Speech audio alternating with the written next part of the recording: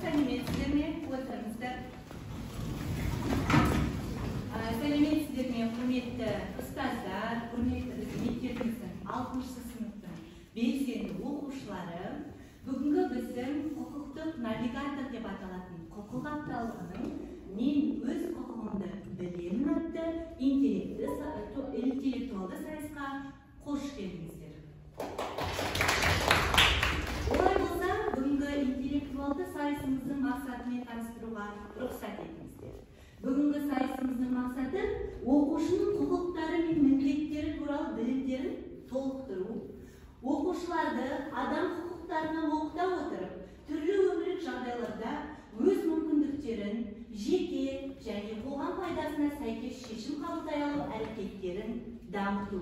Сонымен қатар, Қазақстанның болашағына үлесін қоса білетін, білімді де ізденімпаз ұрпақ етіп тәрбиелеу болып табылады.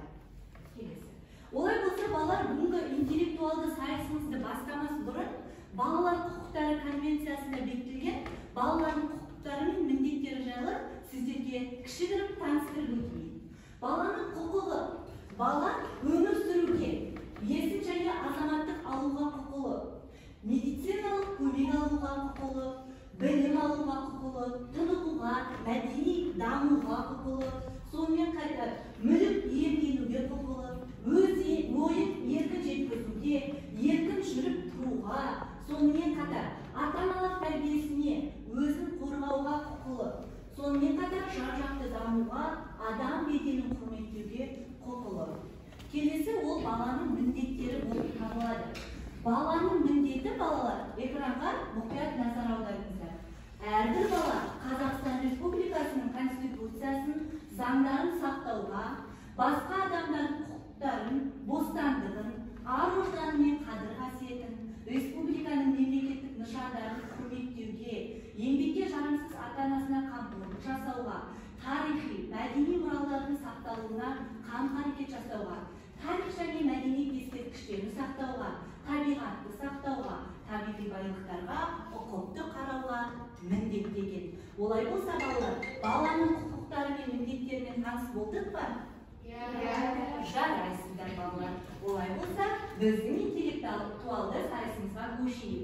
Жалпы сіздерді ақпараттандырып кетейін. Интеллектуалды бүгінгі ойынымыз, балалар, ол бізде 3 бөлімнен тұрады.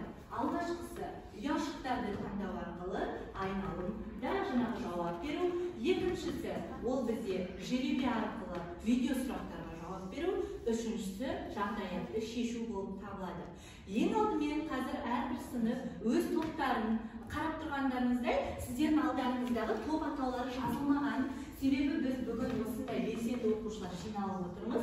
Топ атауларыңызды айтып, және өз ұрандарыңызды айтып, өздеріңізді таныстырыңыздар.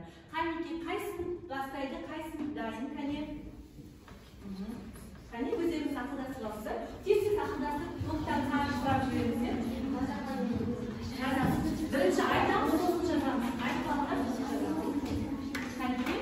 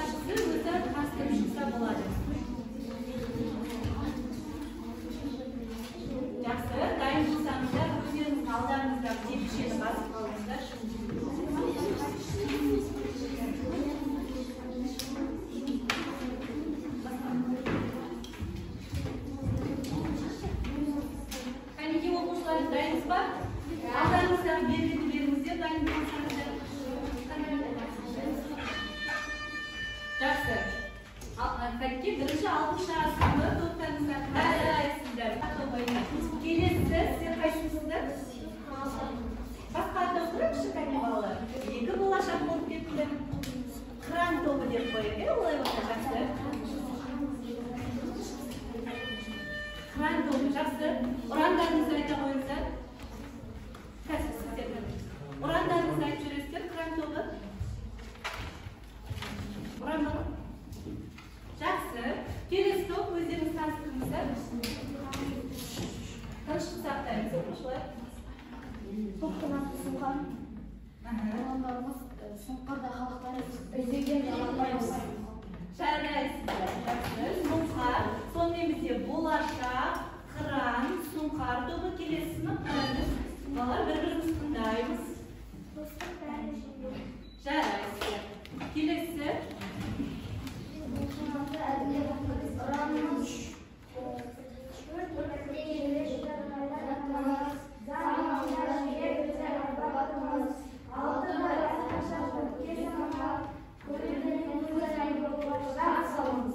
Жарайсыздар, 6-шы сыныпта.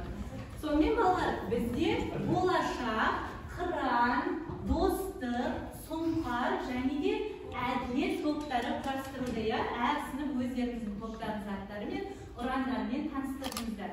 Олай болса, қазір өзіңіздің интеллектуалды ойыныңыздың бірінші айналымын болашақ тобы бастасын.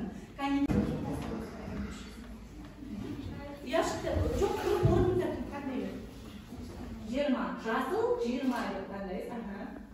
Сұрақ. Егемендік алғаннан кейін Қазақстан Республикасы қабылданды. 2 рет қабылданды. Біріншісі 1990 жылы қаңтардың 28-і, екінші 1995 жылы тамыздың 30-ы. Қайда жауап тексеріп көрейік? 28-ші қаңтар, 30-ші тамыз жылдары барлығы дұрыс. Жарайсыздар. Жақсы. 20 балға бұл топқа 6-шы сыныбы болашақ тобы. Келесі бізде қыран тобы қане? Бір нені таңдаңыздар, ұяшықты таңдаймыз. 30. Жақсы. Сұрақ. Қазақстан Республикасының валютасы қашан қолданысқа енді дайындаламыз кәнекей? Сұраққа ақылдасып аламыз, топпен дайын болғанда сұлтан басамыз.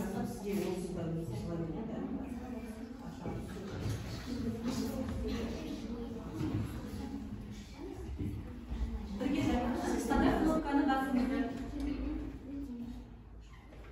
Уақыт аяқталды, жауап бар ма? Жауап беріп көріңіздер. Жақсы, қыран тобы жауабы? 2002 жылы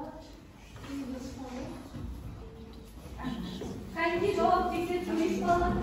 1993 жыл 15-ші қараша екен. Жауап дұрыс емес. Жақсы отырыңыздар. Келесі достық тобы өзіне. Мемлекет тарапынан жолдастырылған және оны ақылдасып алсаңдар болады балалар, 30 секунд уақыттары бар.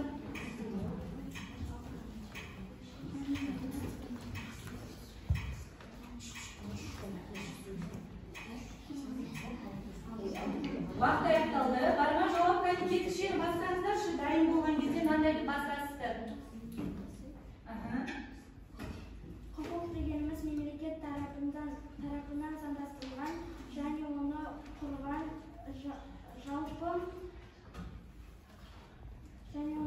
жалпы міндетті нормалар жүйесі.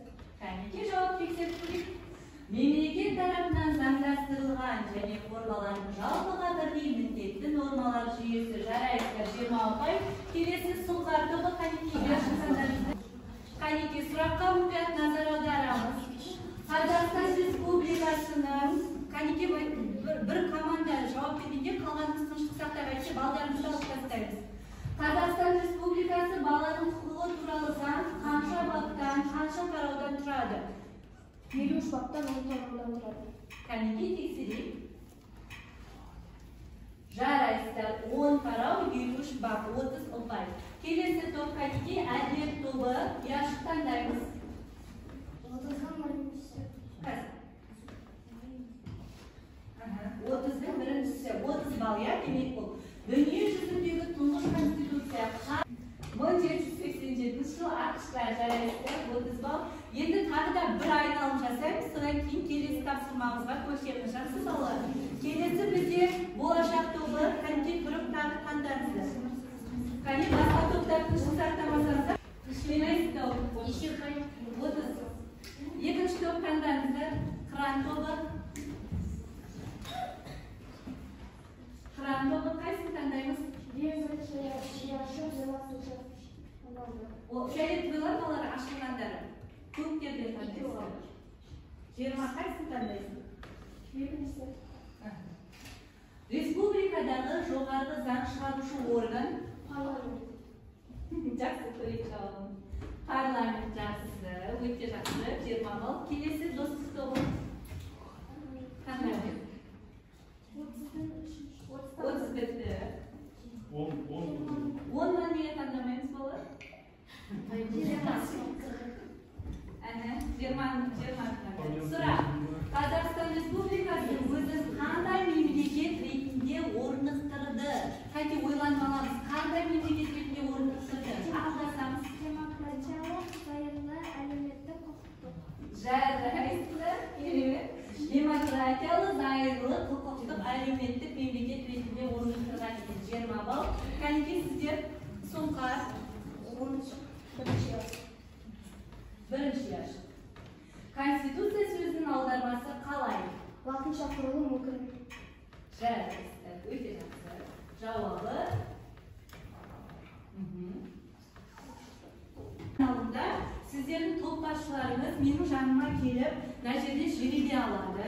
Кәнеке алыңыздар, бір оқушы ғана келсін. Бір ғана қағаздан алыңыздар.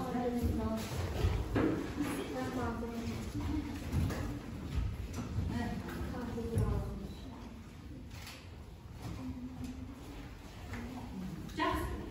Орындарыңызға отырып, қағазды аша қойыңыздар. Қағазды ашқанда сіздер байқасаңыздар.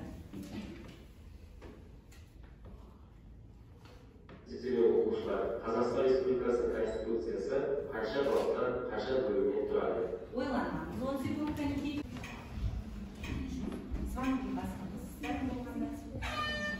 Жарайсыздар. Кәнеке кім жауап береді? Жауап тексеріп көрейік. Дұрыс жауабы 9 бөлім 98 баптан тұрады. Жарайсыздар. Бұған бізде ұпай саны 20 болады. Видео. Жақсы, келесі бізде қыран тобы. Қыран тобы қандай сан шықты сіздерге? 4-ші.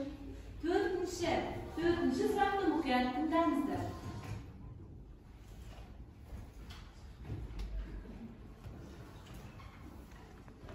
Қайырлы күн оқушылар, мен сіздерге қоятын сұрағым. Республика заңы қай кезде күшіне енеді? Ойланыңыздар, 10 секунд кәнеке.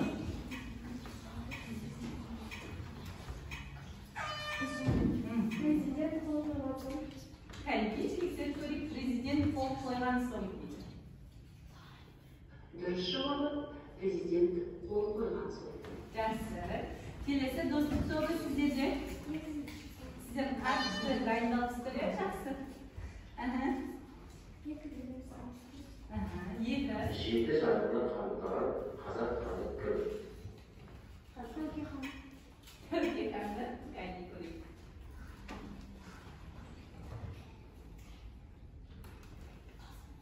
Дұрыс жауабы Түркі хан. Түркі хан дұрыс. Келесі Сұңқар тобы. 5-ші. Қазақстан Республикасының басқару құрылымы қандай? Басқару құрылымы қандай? Кәне ақылдасамыздар.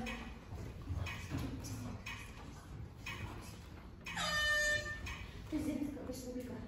Тыңдай. Жауабы президенттік республика. Жарайсыздар. Келесі топ. Неше? 3. Республикасының балалар құқығы заңы қай жылы қабылданды? Балалар құқығы заңы. 2002 жылы 8 тамыз. Кәне көрейік. Жауабы 2002 жылы 8 тамыз. Өте жақсы. Жақсы. Ой, болса балалар келесі бізде жағдаяттарды шешу. Бұл жолы сіздер жағдаятты шешкен кезде топтарға бірдей тапсырма беріледі.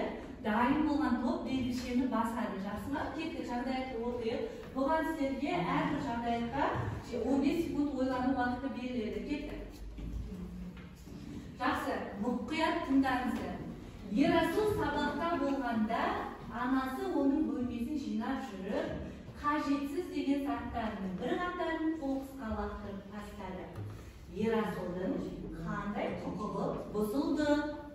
Кәнекей ойланамыз. Ақырын.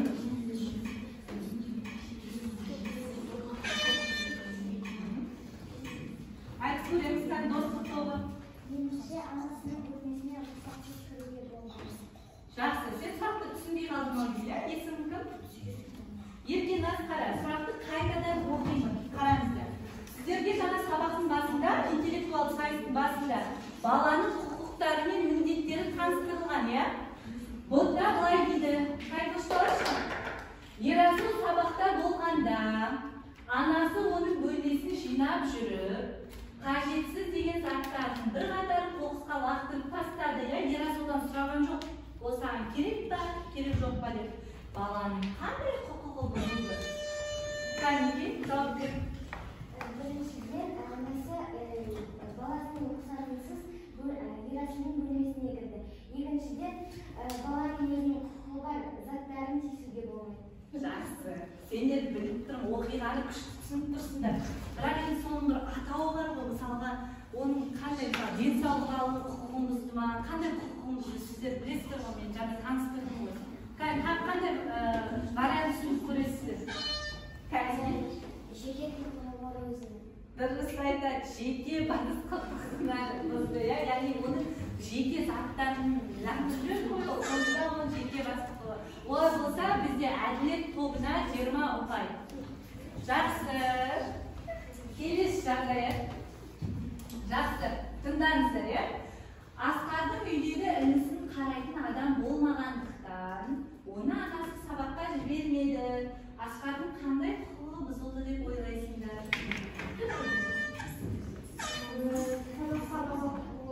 Соны қалай айтамыз?